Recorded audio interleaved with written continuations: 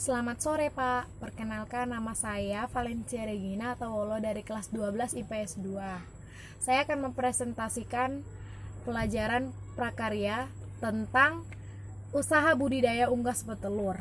Pertama-tama saya akan memberitahu macam-macam hewan unggas petelur, yaitu yang pertama ayam, burung puyuh, itik, bebek, entok, dan hewan unggas petelur lainnya.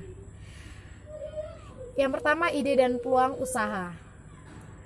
Ide dan peluang usaha maksudnya adalah kita harus memikirkan matang-matang hewan unggas petelur apa yang akan kita jadikan usaha. Contohnya saya akan mengambil hewan unggas petelur itik. Contohnya berternak itik petelur. Sehingga sampai saat ini budidaya itik masih menjadi pilihan lahan usaha. Itik memiliki daya tahan yang cukup tinggi dari serangan penyakit virus.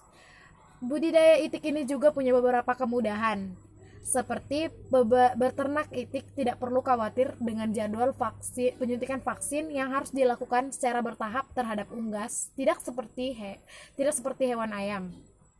Yang kedua, sumber daya yang dibutuhkan untuk usaha budidaya unggas petelur. Pertama, sumber daya manusia.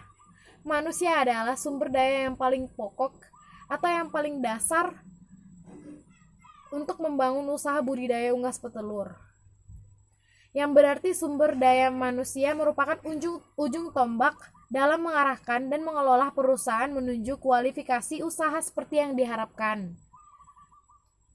Manusia yang dibutuhkan dalam usaha budidaya unggas petelur adalah harus memiliki pengetahuan, wawasan, dan pemahaman yang baik tentang cara budidaya unggas petelur tersebut serta cara pemasarannya.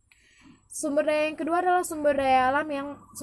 Sumber daya alam yang terkait adalah tanah sebagai salah satu option investasi, misalnya untuk tempat atau kandang. Sumber daya yang ketiga adalah sumber daya keuangan.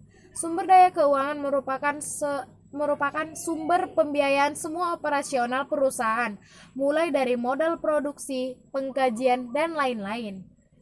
Yang ketiga, administrasi usaha. Administrasi usaha ini dibentuk dengan tujuan untuk membentuk keberhasilan perusahaan yang bersangkutan.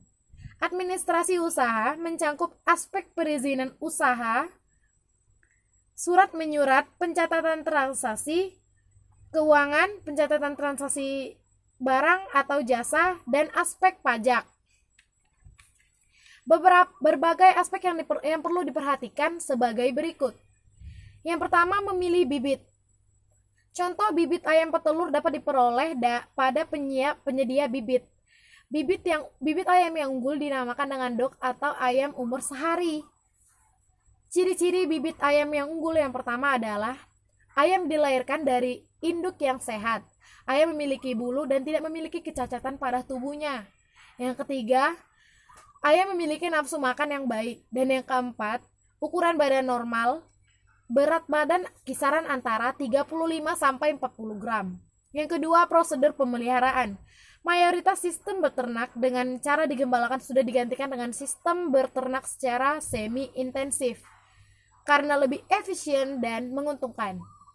Yang ketiga, pemilihan lokasi. Lokasi yang cocok yang dipilih adalah dekat pasar atau pabrik gilingan padi yang jauh dari pemukiman atau kebisingan seperti pegunungan serta terlindungi dari pepohonan dan bambu. Yang keempat, penyiapan kandang. Unggas petelur biasanya dipelihara lebih dahulu dengan kandang postal. Selanjutnya dipindahkan ke kandang bateri jika umurnya sudah dewasa.